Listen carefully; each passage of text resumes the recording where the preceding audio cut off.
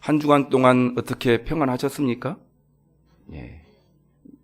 여러분, 한 주간을 돌아볼 때 만족스러우십니까? 예.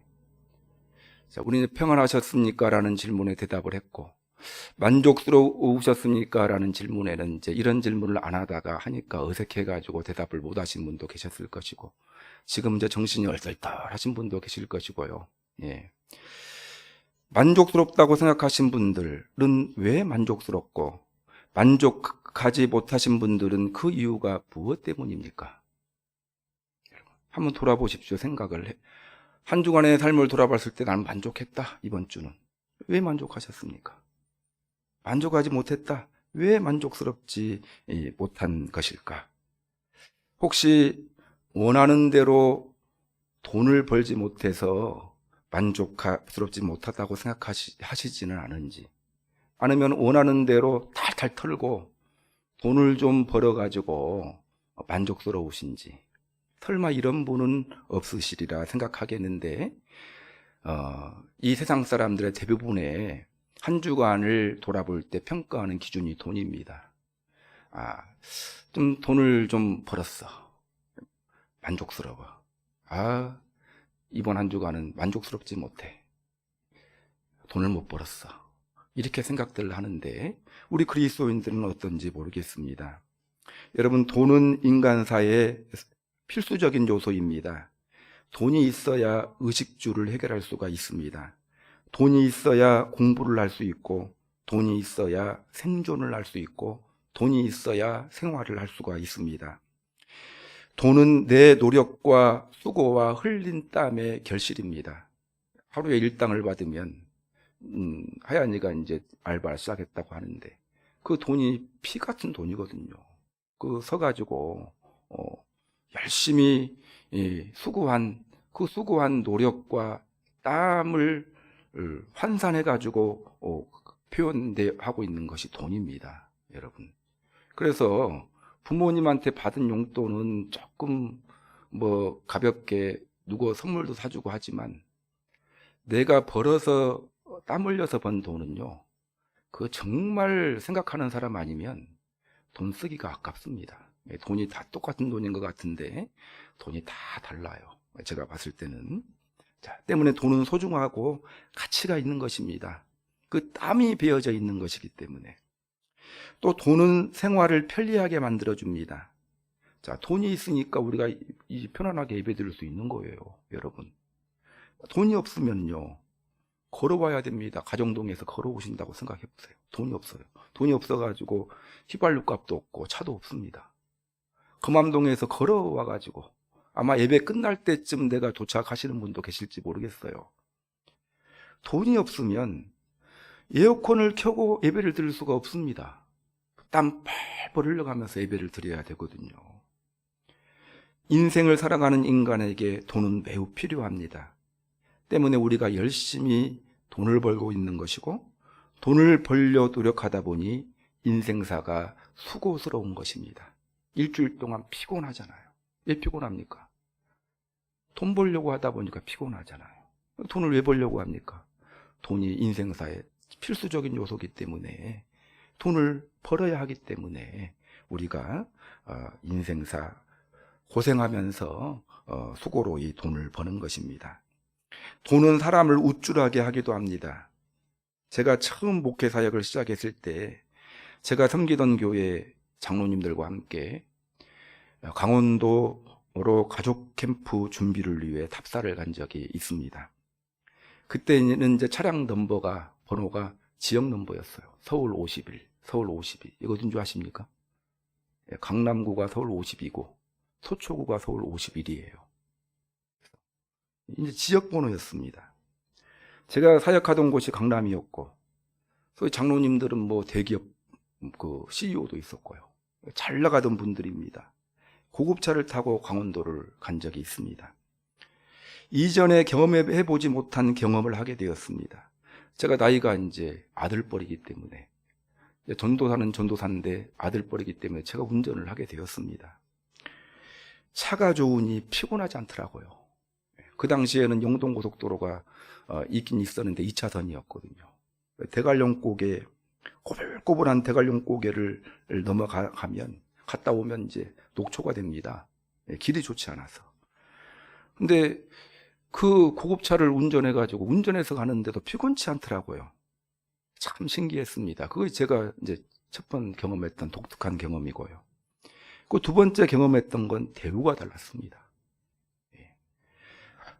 사람들이 차종과 강남 넘버를 기가 막히게 알더라고요.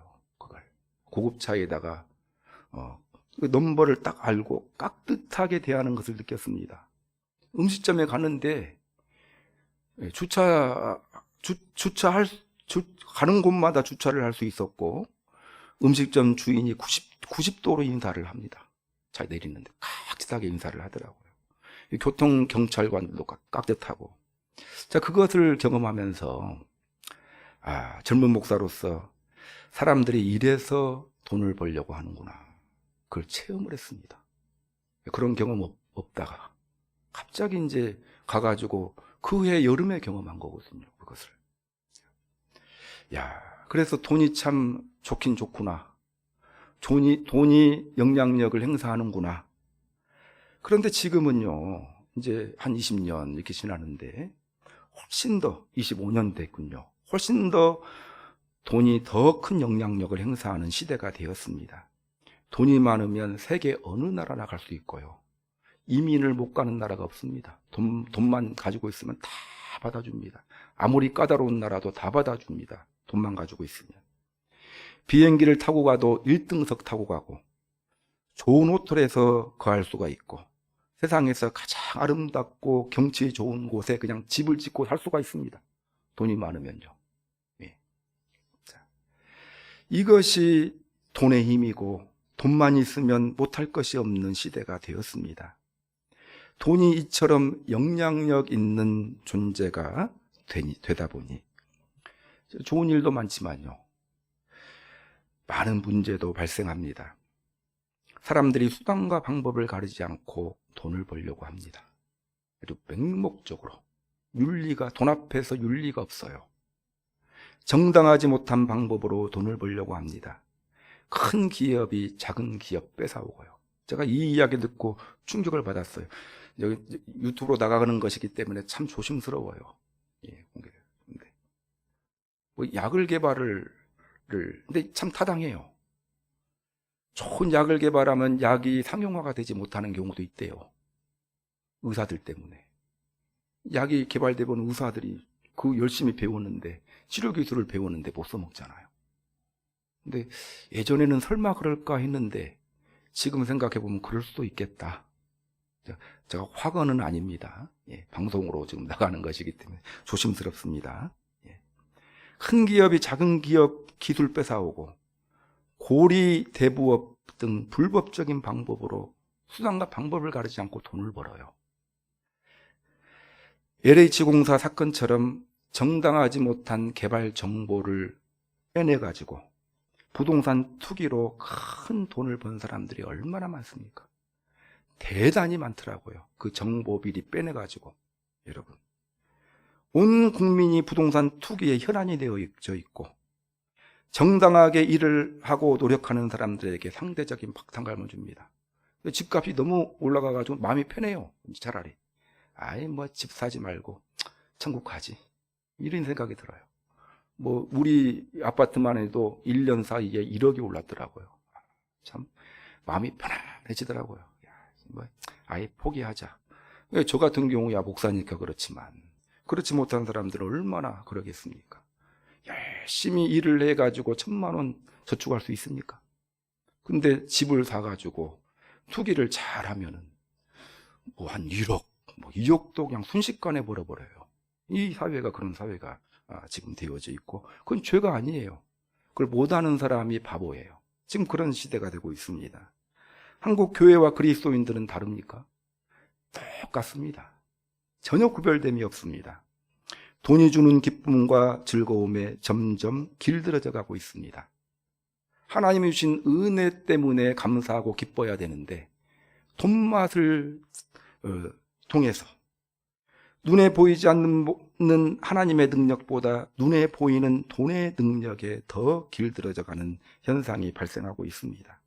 주일 성수보다요, 예배 참여하는 것보다 돈 버는 일을 선택하는 그리스도인들이 얼마나 많은지 몰라요. 1부, 2부, 3부, 4부, 5부, 6부, 7부 예배가 있어가지고 딱 선택을 합니다. 과연 이것이 옳은가 싶을 때가 있어요. 모든 교회가 그런 것은 아니지만 헌금 모아서 땅 삽니다. 빚내가지고. 그리고 시세 차익을 통해서 더 큰 건물 사고, 말씀과 기도의 능력이 아니라 부동산에 관한 감각이 없으면 개척해서 성공할 수 없다. 제가 감각이 없거든요. 부동산의 감각이. 근데 저도 동료 목사님들 보면 그쪽에 조금 열리신 목사님들은 목회 성공하신 목사님들 꽤 계셔요. 저는 아무리 생각을 해도 생각이 나질 않습니다. 근데 그런 쪽에 열리신 분들은 아주 잘하시더라고요. 그리고 청빙 받아 가서도 금방 교회 건물을 크게 짓고 아주 유능한 목사 취급받는 그런 시대가 지금 되어가고 있습니다. 교회가 여러 번 말씀드렸지만 싸우는 이유가 다른 이유 때문에, 우리 교회는 싸울 수가 없어요. 싸우라고 해도 안 싸웁니다. 돈이 없어가지고. 여러분, 건물 가지고 있고 재산 많은 교회는 싸워요. 돈 오고 건물 때문에 싸우는 것입니다. 여러분, 아이러니하게도 교회가 돈은 많아지고 부자가 되어가고 있는데 교회의 능력은 약해지고 있다는 사실, 여러분들 실감하고 있지 않습니까? 교회 능력은 약해져요. 점점 부자가 돼가고 있거든요. 예. 자, 오늘 그리스도인들이 부자는 많아지는데 하나님께서 주시는 행복을 누리는 사람들은 많아지지 않습니다. 오늘 본문, 우리가 읽은 본문 말씀은 산상보훈입니다. 산에서 하신 보석과 같은 교훈이라는 뜻을 가지고 있고요. 마태복음 5장, 6장, 7장에 기록되어져 있는 그 예수님의 설교 말씀을 산상보훈이라고 합니다. 자, 그래서 예수님의 말씀 중 핵심 중에 핵심을 담고 있다. 구약은 십계명, 신약은 산상보훈, 구약보다 신약의 산상보훈을 더 쳐주는 그런 학자들도 많이 있습니다. 5장, 6장, 7장이 산상보훈인데 그 중에서 딱 가운데 6장에 가운데 토막에 주님께서 우리에게 주시는 말씀이 오늘 우리가 읽은 말씀이 되겠습니다. 자, 돈에 대한 바른 태도를 갖지 못하면 성공적인 인생 살 수 없다라고 화근을 하고 있어요. 주님이요. 돈에 대한 바른 태도 가져라. 오늘 우리에게 주시는 말씀 한마디로 말하면 재물은 땅에 쌓아두는 것이 아니라 하늘에 쌓아두는 것이다. 재물을 하늘에 쌓아두기를 힘써라. 오늘 하나님께서 주시는 말씀을 마음에 깊이 깊이 새기시기를 바랍니다. 여러분, 재물은 주님의 말씀이에요. 재물은 땅에 쌓아두는 것이 아니라 하늘에 쌓아두는 것이다 라고 말씀하시는 것입니다. 자, 근데 왜, 누구를 위해서 하늘에 쌓아두면 하늘에 계시는 하나님이 좋을까 싶어서 하나님을 위해서 하늘에 쌓아두라가 아니에요. 오늘 본문 19절을 한번 보겠습니다. 19절 앞에 시작. 너희를 위하여 보물을 땅에 쌓아두지 말라. 자, 누구를 위해서래요? 예, 우리를 위해서래요. 하나님을 위해서가 아니라 우리를 위해서.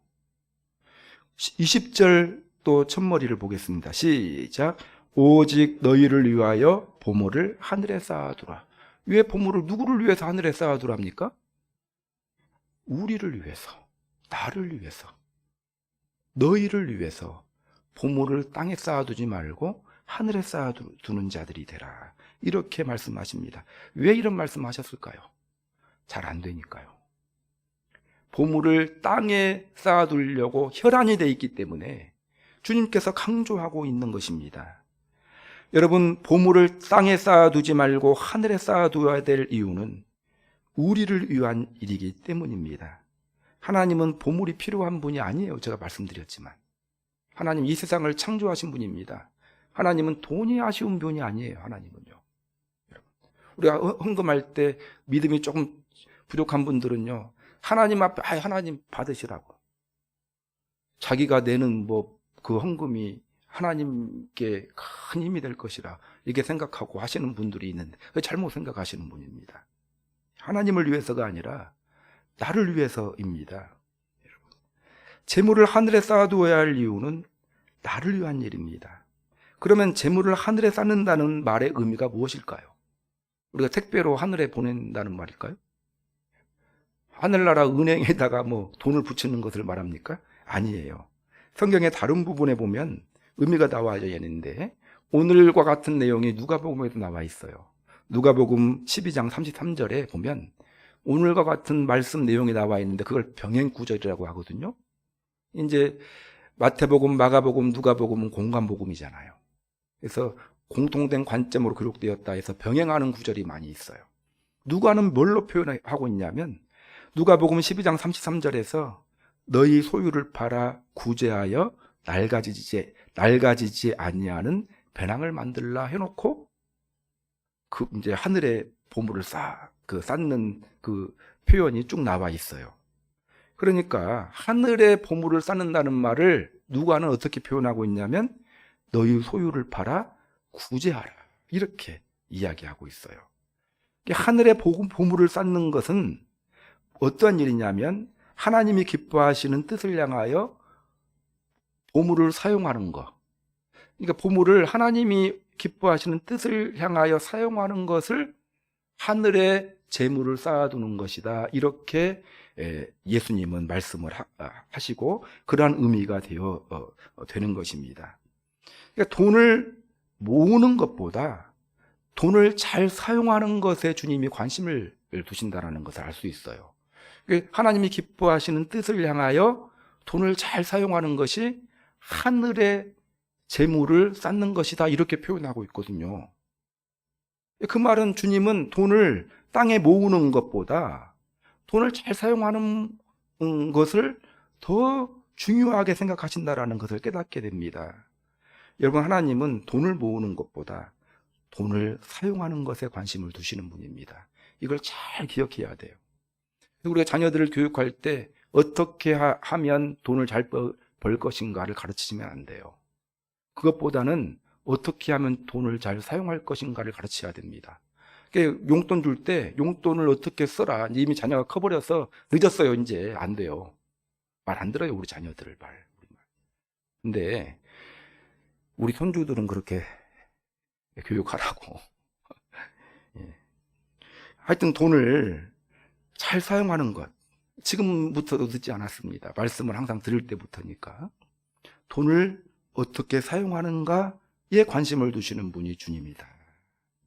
어떻게 벌 것인가보다 어떻게 사용할까를 생각하고 노력하고 훈련하는 여러분들이 되시기를 주님의 이름으로 축원합니다. 근데 이 말 할 때마다 나오는 말이 있어요. 우리 성도님들, 목사님, 돈이 있어야 베풀죠. 돈이 없어요. 그 돈 좀 있어 봤으면 좋겠어요. 돈이 10원도 없습니까? 100원도 없나요? 성경에서 주님은 우리에게 큰 돈 쓰라고 말씀하신 적 단 한 번도 없습니다. 목마른 자에게 물을 달라고 했어요. 나중에 천국에서 계산할 때 목마른 자에게 물을 줬고, 여러분, 우리가 물 없습니까? 배고픈 자에게 내가 먹고 있는 밥 하나 나눠주고, 이런 기준을 두셨거든요. 지극히 작은 자 하나에게 한 것이 곧 나에게 한 것이라. 그래서 여러분, 재물은 땅에 쌓는 것이 아니라 하늘에 쌓는 것임을 꼭 기억하셨으면 좋겠습니다. 이 말의 다른 의미는 돈을 열심히 버는 것도 중요하지만 어떻게 사용하실 것인가를 잘 생각하고요. 잘 사용하다 보면 하나님이 돈을 부어주십니다. 왜 안 부어지시느냐 한번 생각해 보세요. 나이가 어리고 돈 쓰면 맨날 안 좋은 데다가 쓸 것이 뻔한데 그런 아들한테 돈 줍니까? 안 주죠. 돈을 잘 사용하는 사람에게 돈을 줍니다. 한번 생각해 보셨으면 좋겠어요. 나는 다 돈을 잘 사용하는 사람인가? 냉철하게, 여러분. 자, 그러면 재물을 쌓는 것이 우리를 위한 일이라고 했어요. 왜 우리를 위한 일일까? 몇 가지로 살펴보겠습니다. 첫 번째로, 왜 재물을 하늘에 쌓는 것이 우리를 위한 일일까? 첫 번째는요, 하늘은 우리의 보물을 안전하게 보관할 수 있는 곳이기 때문입니다. 하늘에 쌓으면 우리가 하늘에 그 쌓은 보물은 없어지지 않습니다. 안전하게 우리의 재물을 보관할 수 있는 곳이기 때문입니다. 자, 19절 말씀을 한번 읽어보겠습니다. 19절 이제 뒤에 부분 한번 제가 읽어드릴게요. 좀과 동록이 해하며 도둑이 구멍을 뚫고 도둑질하느니라. 19절, 땅에 쌓아두면 좀과 동록. 좀은 여러분 뭔지 알죠? 옷 같은 거 곰팡이 균을 말해요.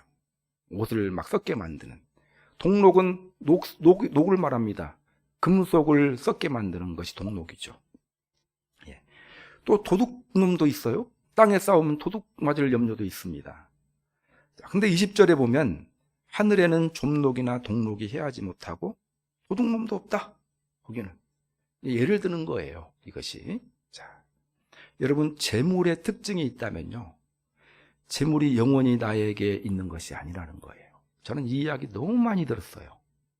참 신비합니다, 목사님. 옛날에 많이 벌었는데 그 돈이 다 어디 가 있는지 모르겠어요. 그 이야기 많이 들었어요. 열심히 벌었는데 돈이 없어요. 여러분, 돈이 발이 달렸어요. 돈은요. 이건 경험을 통해서 알 수 있는 바예요. 예. 돈의 특징은, 재물의 특징은 영원히 나에게 있을 수 없는 것이라는 것입니다. 희한한 일은 아까 말씀드린 것처럼 내가 모은 돈이 평생 있을 것 같은데 돈이 다 새어가더라는 거예요. 갑자기 누가 사고 쳐가지고 메꾸고, 내가 몸이 아파가지고 메꾸고, 여러 일들이 생겨요.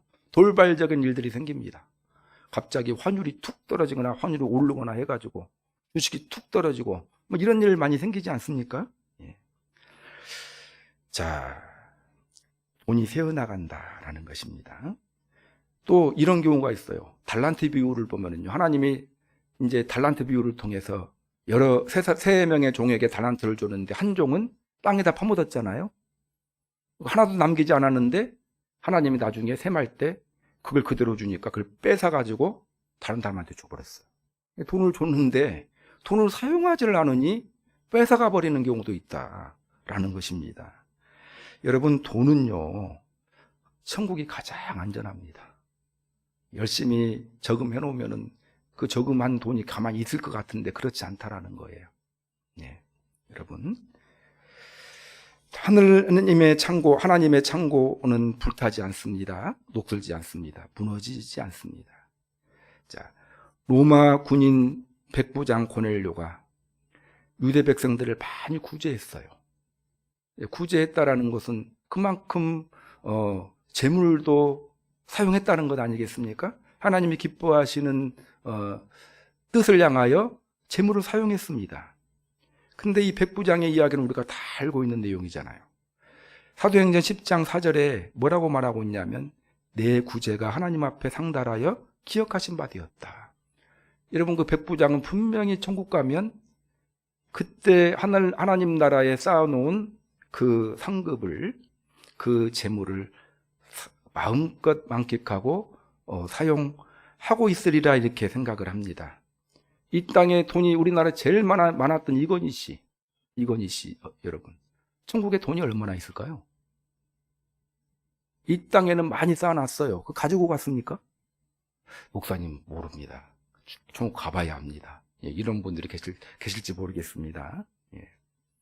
이 땅의 부자들 하늘나라에 얼마나 쌓아놨을까요? 우리가 모두가 다 죽습니다. 하나님 앞에 계산할 날이 있을 텐데, 지극히 작은 자 하나에게 한 것이 나에게 한 것이라, 이걸로 계산했잖아요. 누가복음 25장에 보면 얼마나 하늘에 쌓았느냐, 지극히 작은 자 하나에게 한 것이 나에게 한 것이다. 베풀었던 그 베푼 뜻들, 이것 가지고 하나님이 계산하셨거든요. 다 계산하셨습니다. 자, 재물을 잘 사용하심으로 영원한 하나님 나라의 상급을 쌓아놓으시고 받으시는 그런 여러분들이 되시기를 주님의 이름으로 축원합니다. 나중엔 하고 싶어도 못해요. 왜 못합니까? 돈이 없거든요.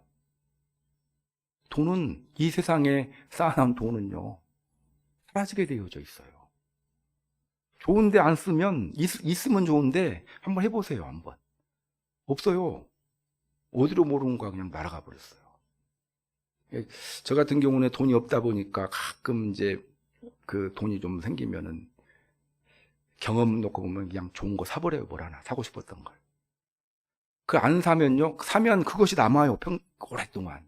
근데 안 사면요, 돈이 어디가 있는지 모르게 그냥 남는 것도 없고 다 사라져 버렸어요. 여러분, 그렇죠? 돈은 그런 것이다. 두 번째, 우리가 보물을 하늘에 쌓아둬야 될 두 번째 이유는요, 오늘 본문에서 뭐라고 말하고 있냐면 우리의 마음을 하나님께 두게 하기 위함 때문입니다. 자, 따라서 하겠습니다. 우리의 마음을 하나님의 나라에 두기 위해서입니다. 21절을 보면은요, 내 보물이 있는 곳에 내 마음도 있느니라, 이렇게 표현하고 있어요. 우리가 연애할 때 항상 우리의 관심은 애인한테 있거든요. 연애해 보신 분들은 알 겁니다. 애인한테 있어요. 몸은 떨어져 있지만 마음은 애인에게 있어요. 옛날에 군대 가가지고 애인 두고 군대 가면은 이제 공무신 거꾸로 신는다는 말 있잖아요. 없는 사이에 다른 남자랑 사귀게 되면 총 들고 탈영해 버리잖아요. 여러분, 마음이 항상 거기 가 있기 때문에 그렇습니다. 요즘 이제 지혜로운 우리 남자 청년들은 애인을 안 사귀고 하더라고요. 너무 힘들다고. 애인 있는 곳에 마음을 둡니다. 그래서 공부하는 학생에게 연애하지 말라고 하는 이유, 공부 못 하거든요. 생각에 공부가 들어와야 되는데 애인 얼굴이 왔다 갔다 하거든요. 돈이 있는 곳에 마음이 가기 마련입니다. 여러분, 제가 재개발 때문에 몇 번 말씀드렸어요. 어쩔 수 없이 강남에 집을 가져본 적이 있어요. 제가 어쩔 수 없이, 제가 집을 안 가지면 그 9가구가 재개발을 못해요. 할 수 없이 가져본 적이 있습니다. 가져보니까 하루에 1,000만 원도 오르고요, 어떨 때 2,000만 원도 오르더라, 하루에. 정말 그때 그냥 많은 걸 느꼈어요. 제 생각이 많이 바뀌었어요 그때. 야, 이 돈이 이렇게 벌리기도 하는 거구나, 그런 생각을 해. 온통 제 관심사가 부동산 가격에 있었습니다. 그때 목사가 부동산이 생기니까 영혼에 관심 두지 않고 오로지 집값에만 관심을 가지고 있다, 이런 생각했거든요. 만약 집을 팔지 않았다면요, 저 부자 돼 있었을 거예요. 솔직히 한 몇십억 부자가 돼 있었을 겁니다. 근데 목사는 안 할 거예요 아마. 그때 집 안 팔았으면 한 몇십억을 가지고 있는, 모르게 노력했으면, 또 머리 굴려 연구하고 했으면 100억이 넘는 부자였을 수도 있어요, 저요 그때. 지금은 막 엄청 올랐거든요, 안 팔았으면. 근데 여러분, 팔기 얼마나 잘했습니까? 그때 팔았거든요. 손해만 안 보면 된다. 수십억을 어떻게 목회와 비교할 수가 있겠습니까? 비교할 수도 없는 것이거든요. 여러분들은 저를 어떻게 볼지 몰라도 목회와 어떻게 그 몇 백억 부자와 비교할 수 있겠습니까? 목회가 훨씬 더 소중합니다, 여러분. 부자가 안 부러워요. 아쉬울 때가 조금 있긴 있는데 아쉬울 뿐이지 부자가 부럽거나 그런 것 없습니다, 여러분. 목회가 훨씬 더 소중하죠, 여러분. 지금은 집이 없기 때문에, 돈이 없기 때문에 목회에 집중할 수 있습니다. 목회 집중해도 될까 말까 해요, 지금. 근데 그 돈이 있으면, 제가 목회에 집중 못하면 이미 다 그냥 여기서 사라졌을 것입니다, 여러분. 주식에도 관심이 없고요. 돈이 없으니까. 얼마나 좋은지 몰라요? 뭐 어떤 분은 주식이 올랐다 막 관심 가지는데 뭐 신경 쓸 일이 없으니까 너무 좋아요. 돈이 없으니 이제 하나님만 바라보게 됩니다. 스데반 집사가 천국을 사모했죠. 사도 바울도 천국을 사모했습니다. 테레사 수녀도 천국을 사모했습니다. 왜 사모했겠습니까? 천국에다가 쌓아놓은 것이 많으니까. 천국을 사모했지 않겠습니까? 저는 천국을 좀 덜 사모해요. 돈은 없는데 천국에 많이 쌓아놓은 것 같지는 않아요.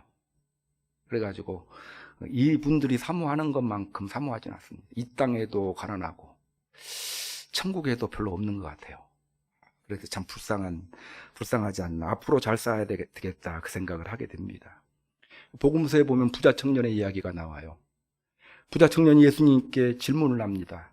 마태복음 19장 21절에서 어떻게 하면 영생 얻을 수 있겠습니까? 예수님 질문을 해요. 그러니까 예수님이 네가 온전하고자 할진대 내 소유를 팔아 가난한 자들에게 주라.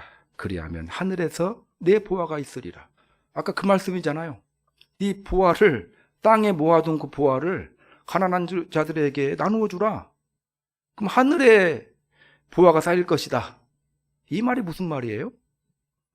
하나님 나라의 보화를 쌓아두면 천국에 관심을 두게 되고 그러면 영생을 얻게 될 것이다. 그 말입니다, 여러분. 자, 재물이 있는 곳에 마음이 있기 때문에 땅에 보물을 많이 쌓아놓은 사람이 천국 사모하겠습니까? 성경을 보면 사두개인들이 나오거든요. 사두개인들은 부활을 믿지 않습니다. 어떤 사람들이 사두개인이냐면 부자들이에요. 그 당시 이 사람들은 부활 천국을 사모하지 않습니다. 왜냐하면 이 땅이 좋거든요. 이 땅에 돈이 많기 때문에 천국을 사모하지 않습니다. 낙타가 바늘귀로 들어가는 것이 부자가 하나님 나라에 들어가는 것보다 쉽다라고 말했어요. 왜 그런지 말씀드리지 않겠습니다. 재물이 있는 곳에 마음이 가 있는 것입니다. 재물을 천국에 쌓아두면 우리의 마음이 항상 하나님께 가 있습니다. 여러분, 왜 예수님께서 너희를 위해서 보물을 하늘에 쌓아두라고 말했겠습니까? 우리의 마음을 하나님께 투기하기 위해서입니다. 세 번째는, 보물을 하늘에 쌓아야 될 세 번째 이유는 밝은 눈을 갖기 위해서입니다.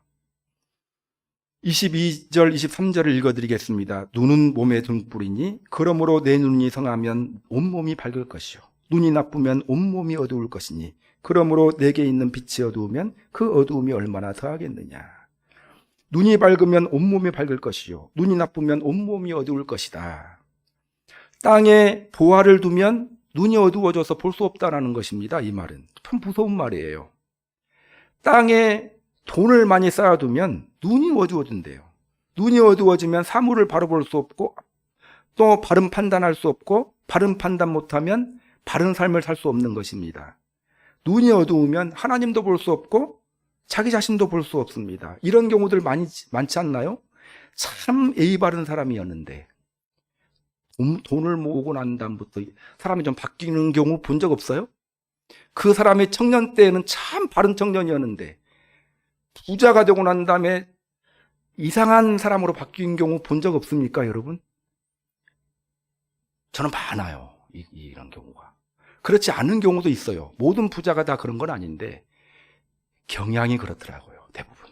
참 훌륭한 사람이었는데 돈 맛을 보고 난 다음에 생각이 확 바뀌는 사람들이, 행동이 바뀌는 사람이 있습니다. 왜 그럴까요? 오늘 주님께서 말씀하셨어요. 눈이 어두워졌기 때문에 그렇다는 거예요. 여러분, 돈은 눈을 멀게 하는, 땅에 돈을 많이 모아놓으면 눈을 멀게 하는 속성이 있다라고 주님께서 말씀하십니다. 성경에도 욥을 제외한 여러 부자들이 나와 있는데 부자들에 대한 표현은 대부분 부정적으로 묘사가 되어 있어요. 여러분, 돈을 사랑하는 것이 일만하게 뿌리다. 시간이 이제 많이 가가지고, 그래서 여러분, 밝은 눈을 갖기 위해서, 통찰력을 갖기 위해서 재물을 하늘에 쌓아두라는 겁니다. 돈이 많으면 밝은 눈 갖기가 어려워진다는 거예요.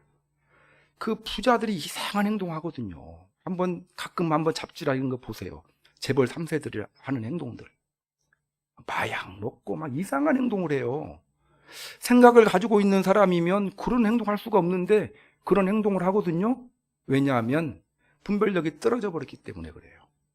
자, 성경에서 그렇게 말하고 있고, 그래서 성경에서 마음이 청결한 사람이 하나님을 볼 것이요 이렇게 표현하고 있습니다. 자, 네 번째, 우리가 보물을 하늘에 쌓아두어야 하는 이유, 주님께서 보물을 하늘에 쌓아두라고 네 번째 이유는 하나님을 온전히 섬기기 위해서입니다.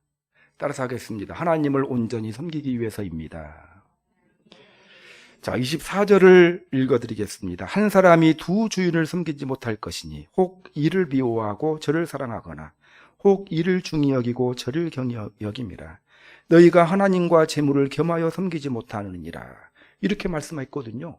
여러분, 하나님이 우리를 창조하신 목적이 성경에서 분명하게 기록되어져 있는데, 하나님을 예배하고 하나님을 찬양하고 하나님을 섬기는 존재로 창조되었어요. 우리는 하나님이 우리를 구원하신 목적이 성경에 분명하게 기록되어져 있는데 똑같습니다. 하나님을 섬기고 하나님을 예배하기 위해서 우리를 창조하셨습니다. 근데 타락한 인간이 틈만 나면 하나님 대신에 우상을 만들어 놓고 우상을 섬깁니다. 그래서 이스라엘 백성들이 하나님으로부터 혼났던 이유가 하나님 대신에 우상 섬겨서 우상 섬기다가 징계받았던 것입니다. 여러분, 하나님의 자녀가 우상 섬기면요, 반드시 하나님으로부터 혼나게 되어져 있어요. 반짝. 왜 우상 섬기죠? 잘 살려고 우상 섬기는 거거든요. 결코 행복하지 않습니다. 우상 숭배. 우상이 무엇이냐? 하나님보다 더 사랑하는 것이 우상입니다. 자, 예수님은 단언하고 있어요. 재물과 하나님 같이 섬길 수 없다라는 거예요. 예. 재물을 섬기는 자는 재물이 하나님 자리에 와 있을 수밖에 없다라는 겁니다. 단언해. 예수님도 안 되는데 왜? 예수님이 단언해서 말씀하시는데 한번 해보세요. 되나? 안 됩니다. 그것은요. 부자들, 돈 좋아하시는 분들이 교회 다니시는 분도 많거든요. 근데 그건 편안했을 때 이야기고, 둘 중 하나 택하라 하면 돈 택하죠. 하나님 섬기는 것 아닙니다. 그것은. 결코 하나님 섬기는 것이 아닙니다. 여러분, 너희가 하나님과 재물을 겸하여 섬기지 못하느니라. 재물을 소유할 수는 있고 사용할 수는 있지만 재물을 사랑하거나 섬기면 안 됩니다. 돈을 사랑하는 것이 일만하게 뿌리가 된다. 돈은 좋고 귀한 거지만 돈은 섬김의 대상이 아니다. 근데 여러분, 하나님의 자리에 가장 오기 쉬운 것이 돈이라는 것입니다. 재물을 소유할 수 있고 사용할 수는 있지만 재물을 섬겨서는 안 됩니다. 하나님과 돈 중에 선택하라고 하면 무엇을 선택하겠습니까? 아깝지만 하나님 선택하셔야 돼요. 여러분, 난 쫄쫄쫄쫄 굶고 가난한 사람이라 하더라도 나는 하나님을 택하겠다. 극단적인 상황을 한번 상상해 보시면서. 근데 이건 부자들만의 문제가 아니에요. 목사님, 저는 가난한 사람이라서 그 해당이 안 돼요. 이 말씀에. 오늘 말씀은 저는 해당이 안 됩니다. 천만의 말씀입니다. 가난한 사람도 똑같아요. 똑같습니다. 제가 목회를 해보니까 똑같아요. 돈이 없을 뿐이지 돈 합니다. 돈이 없을 뿐이지 돈이 일본에 와 있어요. 그분은요, 돈 많으면은 그 이상한 부자의 길로 반드시 갈 사람이에요. 똑같은 사람입니다. 가난한 사람들도 돈에 매여 있으면 마찬가지다. 우리는 그리스도인으로서 구별된 삶을 살아야 됩니다. 여러분, 돈은 자, 딱 오늘 한 가지만 생각하면 되죠? 땅에 쌓는 것이 아니라 하늘에 쌓는 것이다. 하늘에 쌓는 것이 의미가 뭐예요? 돈은 하나님의 뜻을 위해서 잘 사용하는 것입니다. 사용할 때 하나님께서 부어주시는 것입니다.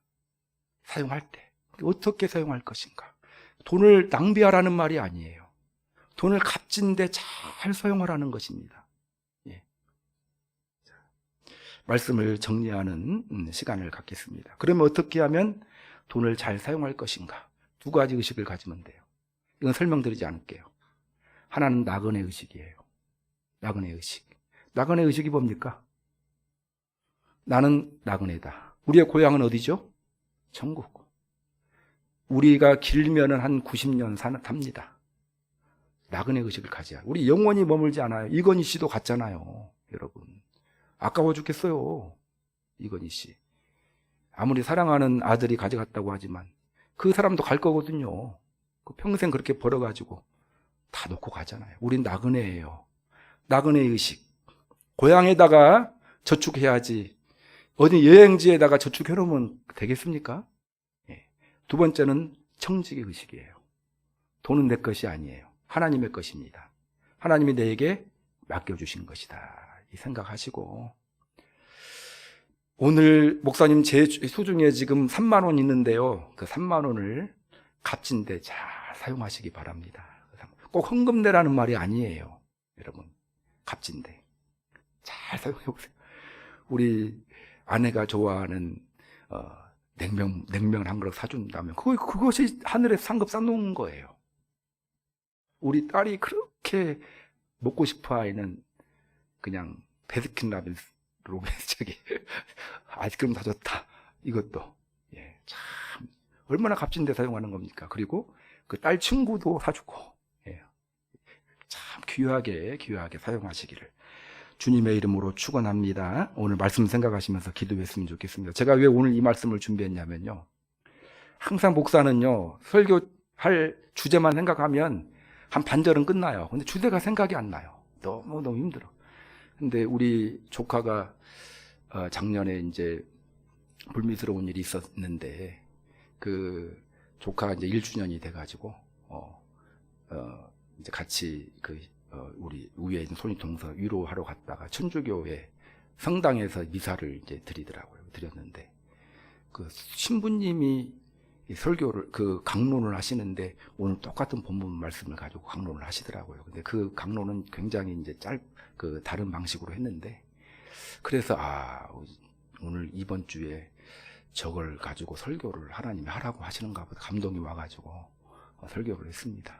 그래서 오늘 말씀을 하나님이 주시는 나에게 주신 말씀으로 잘 생각하시고, 하나님이 주시는 놀라운 자유와 풍성함과 특별히 물질의 복을 받아 누리는 여러분들이 되시기를 바랍니다. 기도하겠습니다. 오늘 말씀 생각하시면서 하나님 재물을 하늘에 쌓아두는, 그게 나를 위한 길인데 그러한 믿음의 사람 되게 해 주옵소서. 왜 그래야 되는지 4가지로 말씀하셨는데 이 4가지들 생각하면서 기도하는 시간 갖도록 하겠습니다.